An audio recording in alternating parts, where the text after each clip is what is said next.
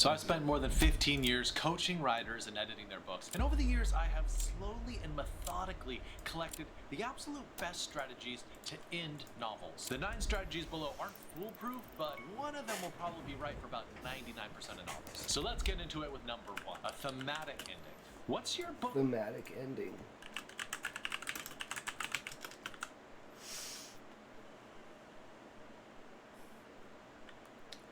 Mine would be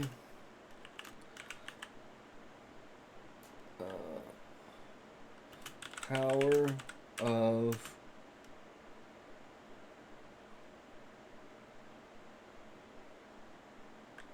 Good and Evil goes beyond the scale of physical existence.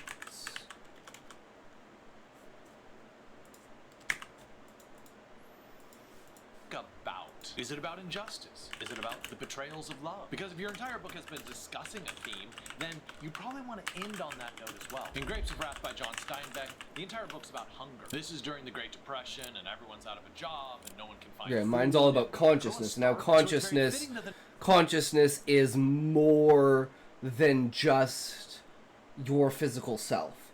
Like, physical self is a mirror, almost, of consciousness. Like, consciousness is fundamental, thus it is the canvas that creates reality.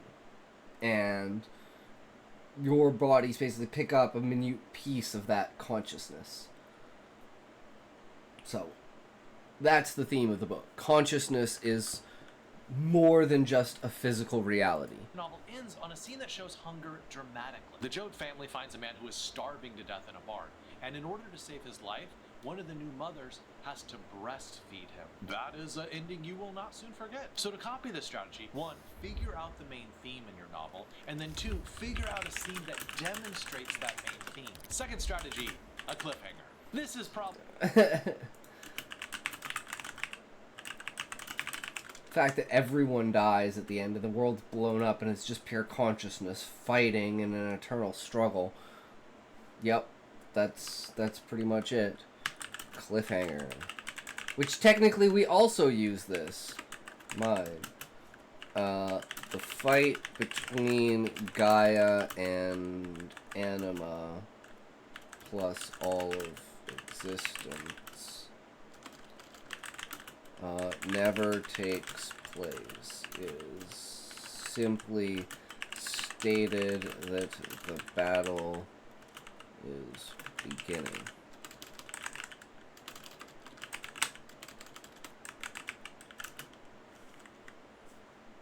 So we technically do leave a cliffhanger as well. Probably the best known strategy of all endings. You cut off right as the action gets going, which leaves all the readers on the edge of their seat. Or they're extremely angry at you. The main worry is whether cliffhangers leave the reader feeling cheated. Whether it's kind of extortion for them to buy your next book. And the way to solve this problem and keep your readers from getting angry is to resolve most of the plot threads that you have going, and then just keep, say, 1 as a cliffhanger. And I'll also note that cliffhangers work much better for series rather than for standalone books. At the end of Hunger Games Catching Fire, we learn that District 12 has been firebombed, and now the revolution has begun. It is a huge cliffhanger that makes every reader super eager to read that 3rd book in the series. Or check out this cliffhanger by Roberto Bolaño in Last Evenings on Earth. The very line of the book is, and then the fight begins. Imagine ending the book on the word begins. And right as that's how we're ending it. Is actually breaking out. 3, the ambiguous ending. Ambiguous endings offer at least 2 different interpretations of what happened and lets the reader come to their own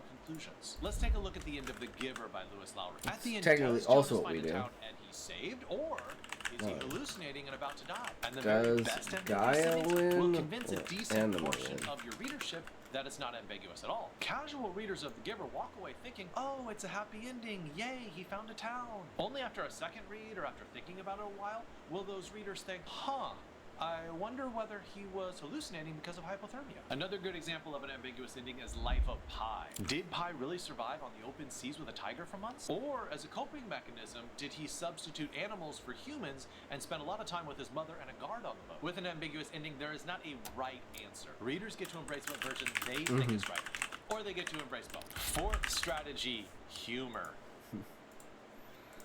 Embrace the ending. for humor. We kind of do this as, like, let's say mine would be all characters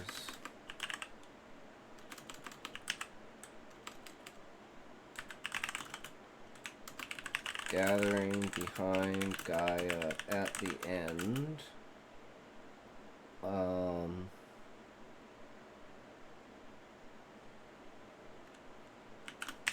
Zayd and Husai reunited.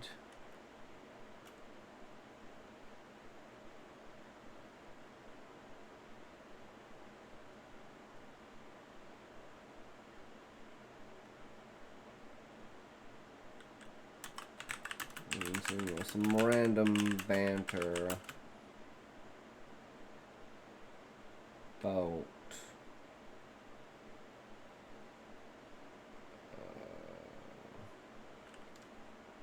some random banter, you know, and then Husai being thanking Gaia and saying at least he's not Stardust. Something like that.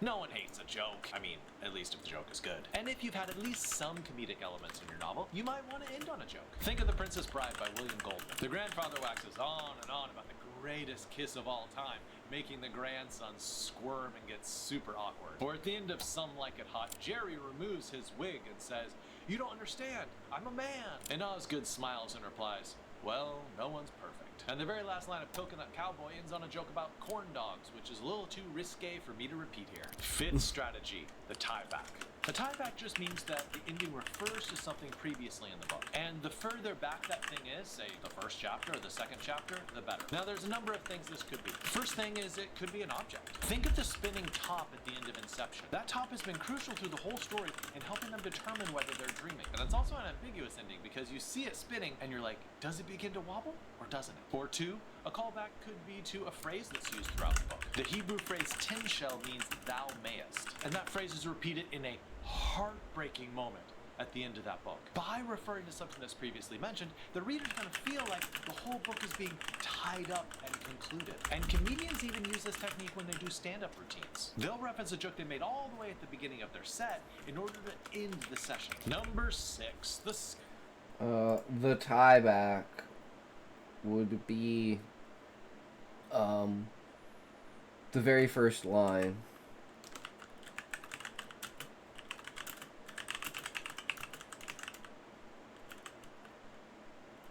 Not all challenges are a battle. Or no, sorry, not all battles are a challenge. Are a challenge.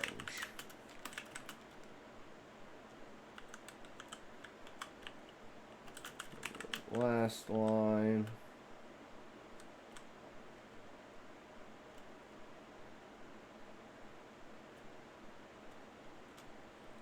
I can't remember the exact phrasing of it, but it's like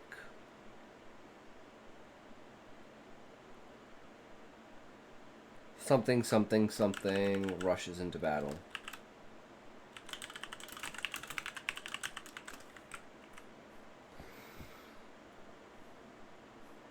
So it's like the tie back is the two lines that work into the idea of, you know, first, like, one's not all battles are a challenge, meaning, you know, some things are easy, but some things aren't. And this one's the eternal battle that will never end, and if it ends, it means Gaia lost. 6, the skip.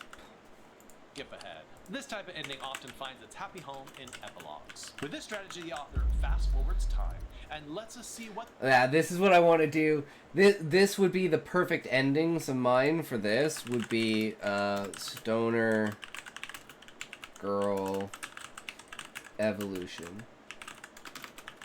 Ending of the main character turning into a tree, then centuries later someone eats fruit and gains her abilities, restarting the cycle. The characters are up to 5 years, 10 years, 20 years in the future. And it's usually removed to some degree from the main story, like... And there's also, like, for, like, the Final Fantasy one, it'd be, like, Gaia's consciousness. Oh, shit! Where's my toke? 700 septillion! Thank you for following Vasa Synchronicity. I hope you are enjoying the stream less than 4 less than 3 plus 1. How's it going, Vast Asynchronicity? How are you? Welcome, welcome. Are you a reader? Are you a writer? Are you a purveyor of stories? Do you enjoy imagination and creativity? Are you an explorer of the world of words? We are very much going in deep on this one with the ending of our book and how each one of these things are applied, whether they're necessary or whether they're part of it. And so far, every single one of them has been a part of it. We have some sort of thing that connects to it, whether it's briefly or not. In this case, it's Gaia's consciousness shoots across the stars for hundreds of trillions of years before the arrow strikes Anima.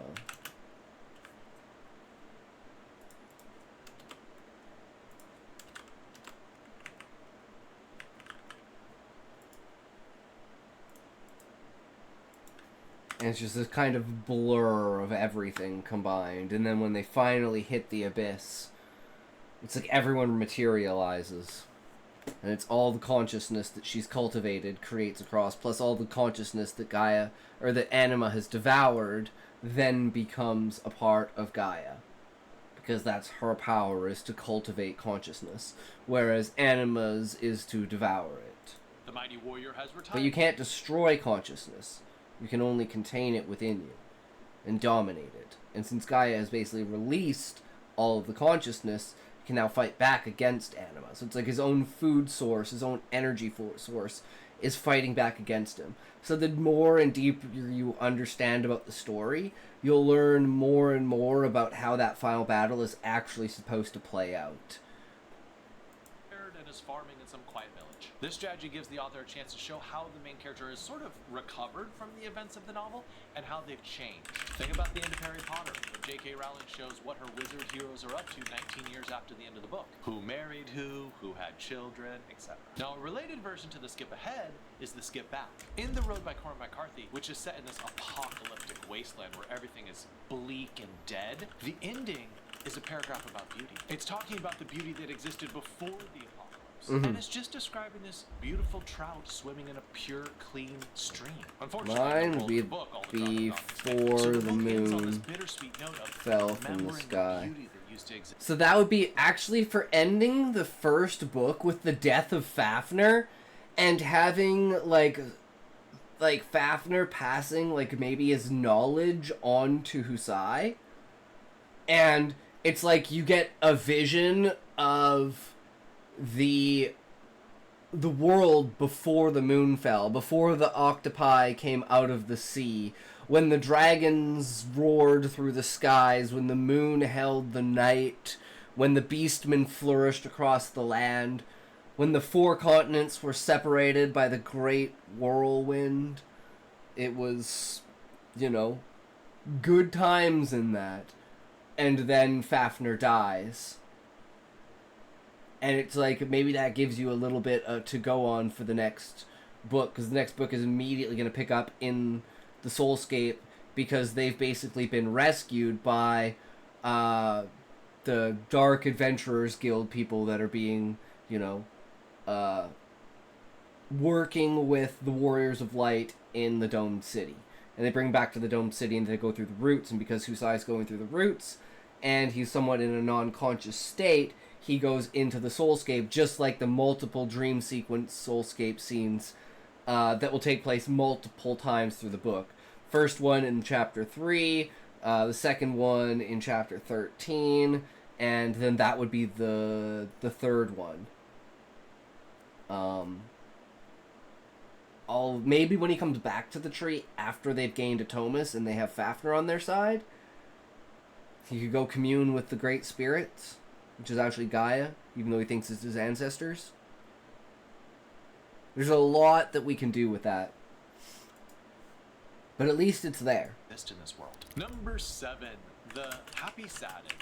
You might have seen the greatest baseball movie of all time, The Natural. It's about a man whose baseball career was cut short by a terrible tragedy, and then he tries to pick it up later in his 40s and try out for a professional baseball team. It's based on a book by Bernard Malamud, but then Hollywood made a movie. But what's interesting is that the endings are completely different. In the movie, in typical Hollywood fashion, it's a happy ending. He hits a home run, and all of his wildest dreams come true. In the book, though, he strikes out, and he's absolutely crushed. I spoke to a person who watched the movies first, and he was so demoralized when he read the book. That's because happy endings are an easy hit. If you write a depressing ending, you're gonna get some flack from readers, but it still might be the right choice for your book. Sometimes everyone dies, but that's okay, because that's the thing, is everyone dies. Everyone eventually dies.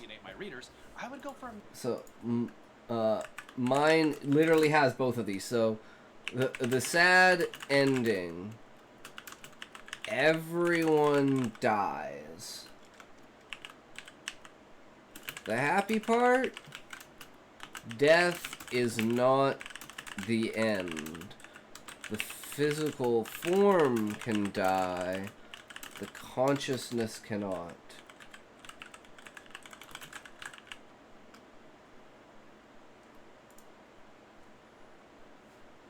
middle route, the bittersweet ending. To pull this off, simply end one of your storylines on a happy note and one of your storylines on a sad note. For instance, the hero loses the big promotion, but ends up finding love. I feel like bittersweet endings capture all of the emotional notes that readers are looking for in an ending, and they never come off as unrealistic or cheesy. Number 8.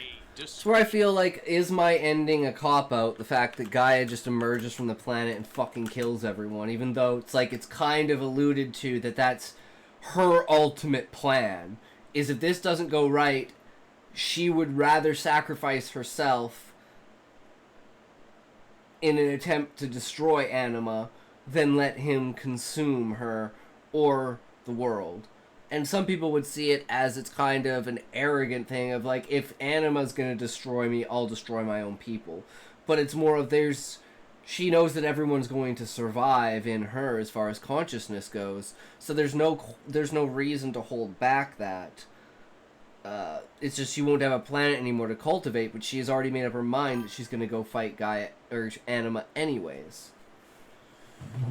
So there's this kind of huge web that comes together around the end.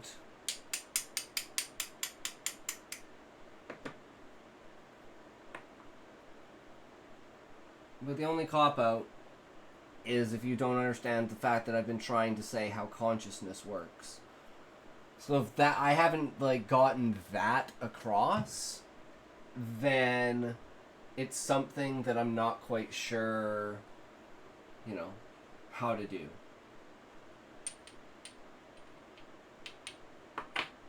But, I mean, technically the ending's already been written.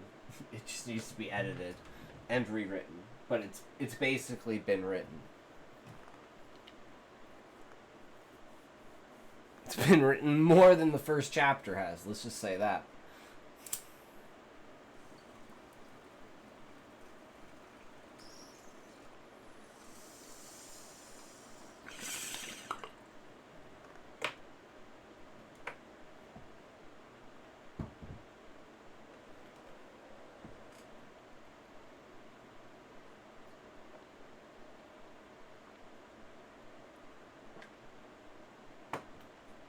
I don't know where this came from, but I just had a really good idea. Really, really good idea. So, when it comes to the beginning of the book and the Calm Pearl, our current first chapter has the entire Calm Pearl, but we just want to do the ending. We just want to have... It looks like Husai kills Torg. And you're like, wait, what? main character sees himself kill his best friend, or what he would consider his old apprentice, that he's like replacing Torg with Zaid. So there's also that background part there where it's like the reason why he's treats kind of Zaid like his son is that's kind of the way that he was with Torg. But Torg wasn't really part of the Adventurers Guild. He was kind of a separate part because he was part of like news operations and stuff like that, like communications and like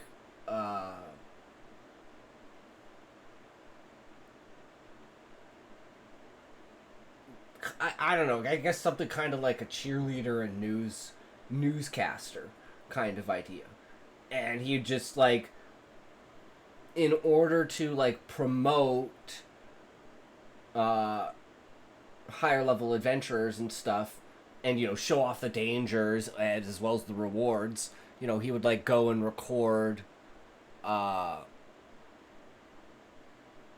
with adventurers, even ones that were above his level.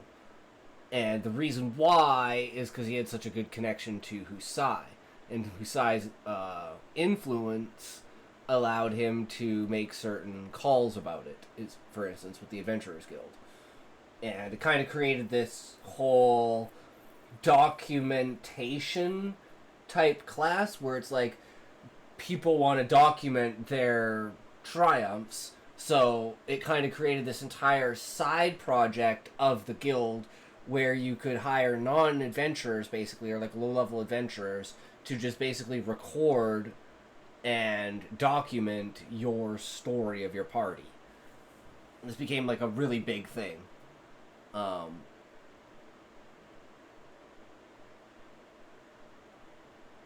And the way that the first chapter portrays it is just Husai and Torg, and kind of gives a little bit of backstory into how they were, and then, you know, maybe even have the prologue be something about Torg and Husai, and then just have the final moments of the Compral, and then throughout the chapters, like maybe at the beginning of each chapter, it's like Husai re-watching it, and you get to see like one scene unfolding after the next at the beginning of each chapter, as a kind of like, and then Husai gets like interrupted in watching it, and it's like, it's the 100th time he's watched it, because he keeps watching it over and over and over again.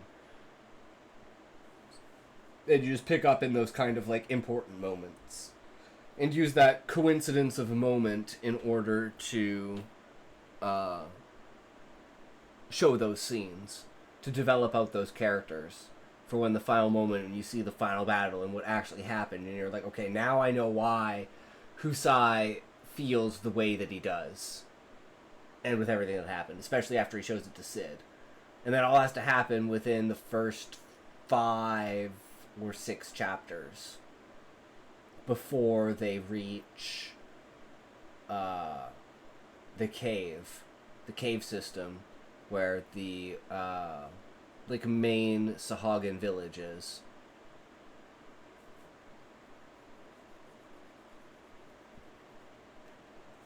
But anyways, it is what it is. And that's how we tie in as well to like Husai's feelings and ultimate things, because he gets to see Torg and everyone again as well, and Zaid. So it's like both of them are there, right? So he gets this complete like clarity at the end. And that's the reason why Gaia didn't want his consciousness to be destroyed as well, even though he begged her to. And that's why he's like, oh shit, I'm so glad you didn't do that. I totally understand now. And she's like, see what I mean? When you end a story, you are trying to help the reader transition from the fictional world back into the real world.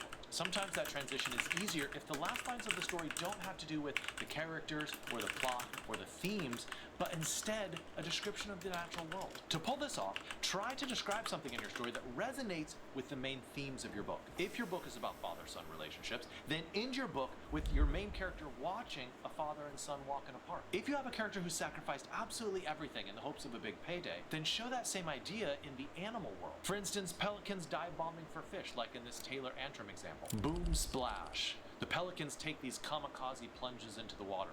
The way they hit, not one should survive, but of course they all do. They come up with their beaks full of fish. The reader's smart enough to know that the author's not really talking about pelicans, right? They're trying to talk about what the humans have done in that story. It's just this nice resonance and metaphorical connection that ends the story strongly. Number 9, end on dialogue.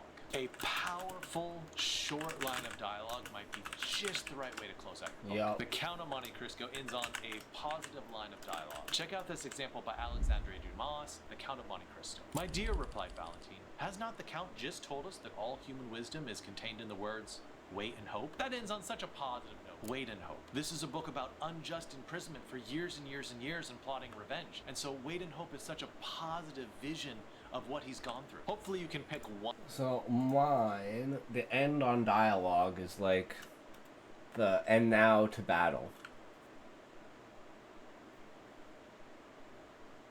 It's the line that the guy says is like, I